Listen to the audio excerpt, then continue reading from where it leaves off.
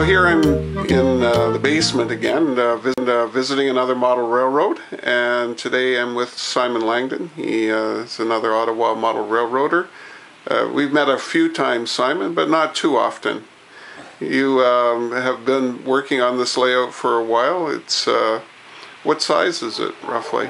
9.5 by 17 feet. 9 by 17.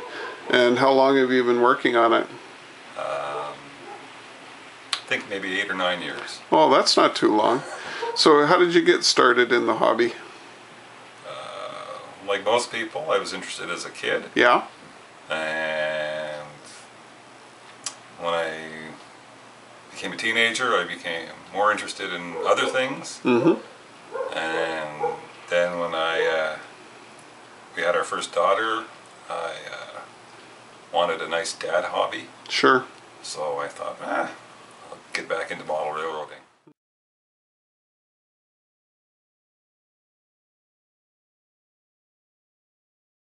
Is this the first layout that you built? This is the second. The second. So what was your first layout about? It was like a 9 by 10 around the walls, continuous running sort of loop on a shelf based on the Bangor Narrow. Oh, okay. That's a nice Eastern Railroad. Yeah. And what's the new concept? What's your railroad about that you've got today? Well, it's based on the upstate New York, the New York, Ontario and Western Railroad. Okay. And I'm more, rather than wanting to capture really specific prototypical locations, I more wanted to capture the feeling of the railroad. Okay.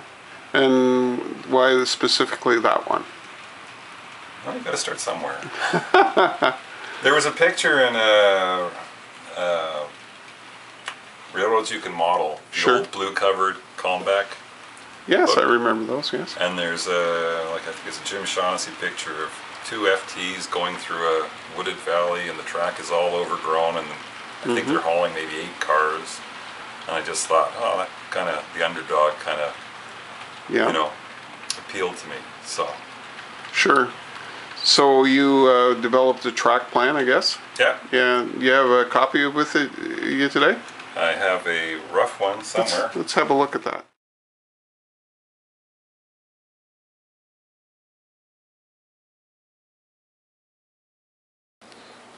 Okay, so here's your track plan. It looks like it's a drawn sketch. Is that something that you did yourself?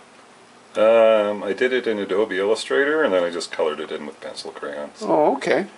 So the track itself in Illustrator, did you have to develop the lines yourself, or was it sort of a template thing that you could put the track in? Well, I'm a graphic artist, so Oh. I just drew it. Okay. Like there's no, like if you know how to use Illustrator, then you can do the track plan. Okay. And so what it looks like, you have continuous running here. Yeah.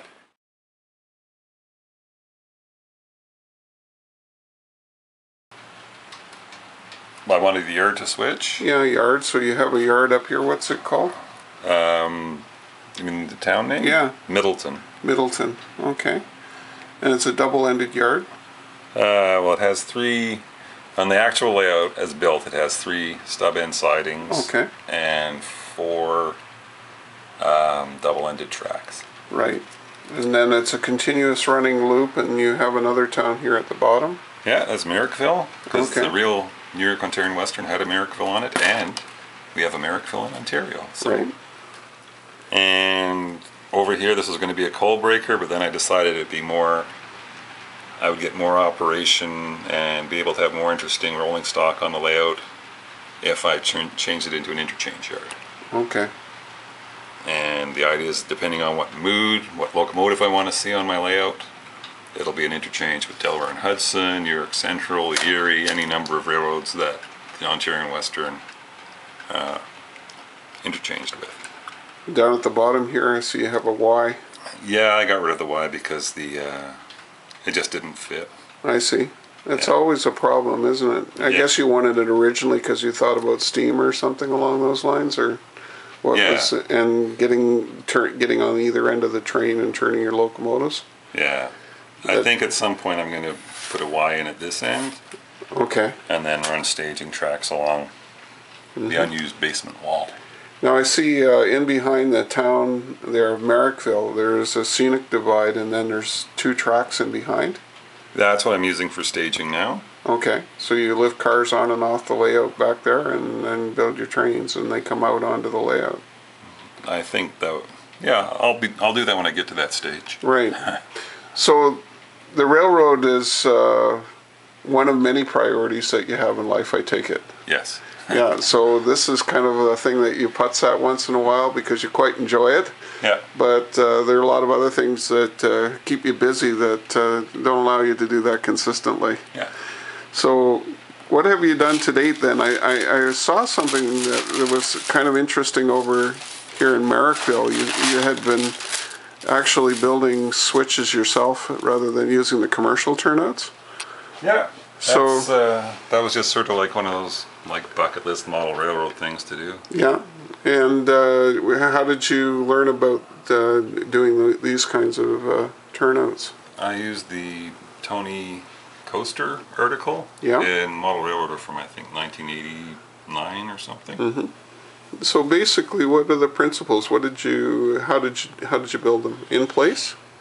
Oh, I think I did it each one a different way. Oh, okay.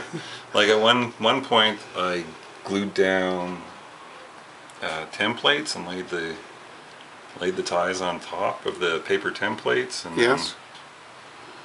then, you know, just sort of filed and fiddled until I got something working. Mm-hmm. Like I don't know if I did the best way, but I don't really remember how I did it anymore. So you built them at the workbench and then put them in, or did you put them in right in place here? I built them in place, Okay. which I don't think is the best way, but I like the flow that they give me, Yeah. because if you sight along the tracks, it's kind of got a nice flow. Now, that's pretty important because if you are forced into using commercial turnouts, you have to sometimes use a lot more space than you really have, and you don't get the angles that necessarily optimize the look you want. Because you have in here, in this particular space, everything's kind of built on a slight curve, Yeah. which is nice, rather than the typical 90 degrees to the bench work kind of thing. Yeah, I think that's one of the appeals of model railroading, and is the flow of the track. Yeah. It's much nicer than roads. Mm-hmm. And you also have a couple of interesting looking kits. I noticed that you have one down here. So you've taken on little projects. This is a little coal dealership. Yeah. That's kind of nice. And there are some others here that are in progress, like this building without the roof. Oh, that's more a placeholder. That's just a placeholder, and eventually have something else there. And then the Merrickville station here is quite nice. Yeah. Is that a prototype from that area? Yeah, that's Branch Line Trains made that kit, and it's a European Touring Western station. Yeah. The ice house and the creamery behind it are both on Turin Western. Yeah. I don't know about the other buildings. They're all From that area of the country, the New England kind of, Western New York kind of thing. Yeah. Or Eastern New York. And then you've got a covered bridge, quite essential. Yeah, it's pretty close to RMC has a drawing of a bridge that the Ontario Western had, I think. And it's pretty close. I mean, I'm trying to figure out how to fit it in. Yes. Yeah, the roads have to go somewhere, right? Yeah. But I like the idea. Since I don't have any tunnels on my layout, I like the idea of having the train going under something and through things. And here's your yard here. And that looks like one of the Walther stations. Yeah. City station in the country. But it has the right colors to make it for your model railroad, right? Yeah, I mean, the idea is to replace things with more accurate representations Yes. as time allows. Mm-hmm. If I lived at 90, I'd get done. Yeah. And I noticed your backdrops in your trees. Did you do those yourself? Yeah. They look really great. And what did you use for tree material? Some sort of spirea or something along those lines, or bushes? I guess that brown thing is one. Yeah. I got a big garbage bag from a friend. Yeah. I pick off the things and then I Put paint foliage. them gray, and then I use the what are they called? Real trees?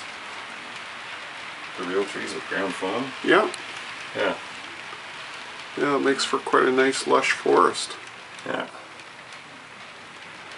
And this factory here is under construction, or facility. Was it got vinegar or something along those lines, or is it whiskey No, making? It's rum. No, Rum. It's coal. It's a coal dealer. Okay. I mean, one thing,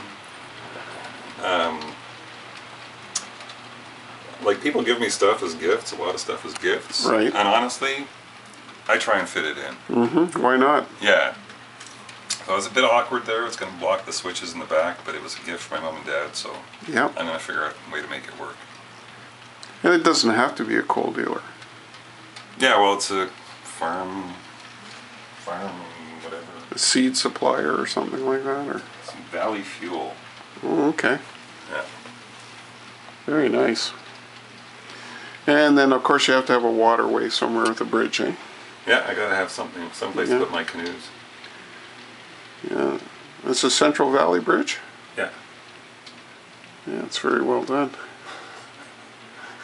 I read somewhere online when I was trying to find tips how to build it that the idea is you buy two kits. Yeah. The first one you learn how to make. And then the second one you And the actually second build. one this is how it goes together. Yeah, well, that's kind of an interesting approach to it. Yeah. So you have a DC system, Yeah. and that's mainly just because of the history of how you brought your model railroad stuff together. Yeah. What do you think about that right now?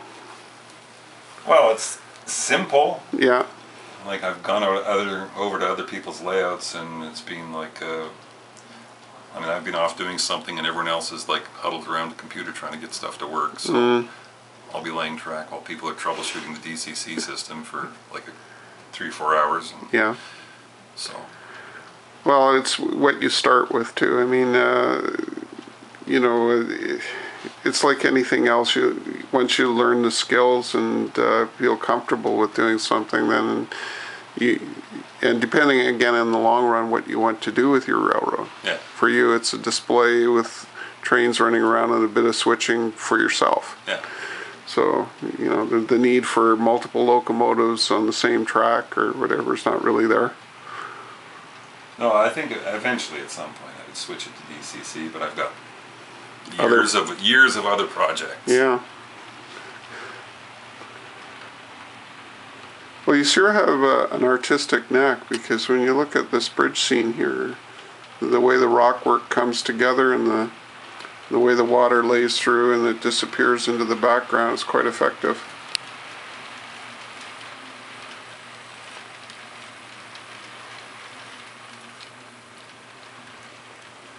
Yeah, I'm kind of, when I first started trying to paint my backdrop, because I basically do a lot of cartooning in my job, Yeah.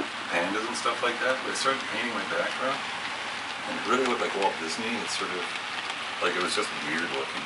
Yeah. Like cartoon trees, they were all like big cotton balls on sticks kind of thing. Yeah. So I wanted a technique that I could do without having to warm up. Yes. So I used those sponges Yeah. for sponge painting.